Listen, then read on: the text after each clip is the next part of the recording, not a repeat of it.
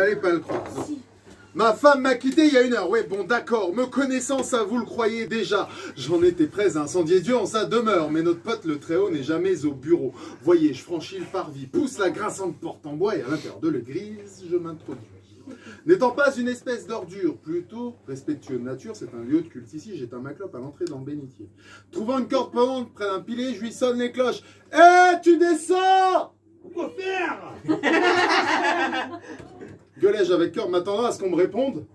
Pourquoi faire? Ouais. C'est là que j'aperçois son fils, la tête de pioche sur le dos de qui tout le monde écrit, statique, stoïque, statifié. Il me tend la main, je lui en serre une bonne, le sourire en coin, tout en lui demandant s'il ne lui reste pas une bière au frigidaire. Bah ouais, parce que c'est bien le minimum que je puisse espérer de quelqu'un qui se dit être mon frère. Sauf qu'il reste pieusement silencieux, digne fils de son père, qui morveux.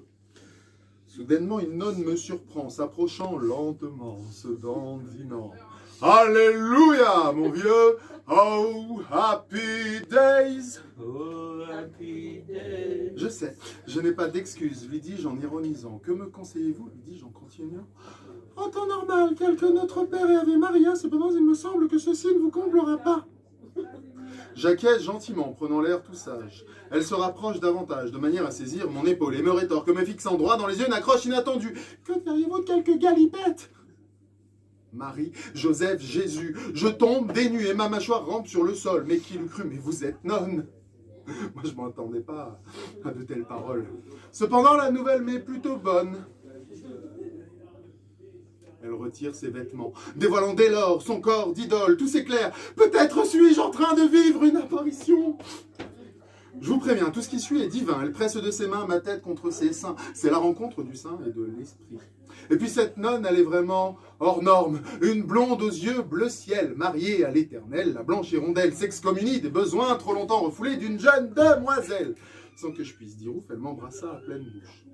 Quand elle posa ses lèvres sur moi, elle fit mouche. Ça m'embarrassa d'abord, puis m'embrasa le corps. Qu'y a-t-il donc de louche? Vous imaginez une sœur Teresa. Moi, je parle plutôt d'une Laetitia Casta.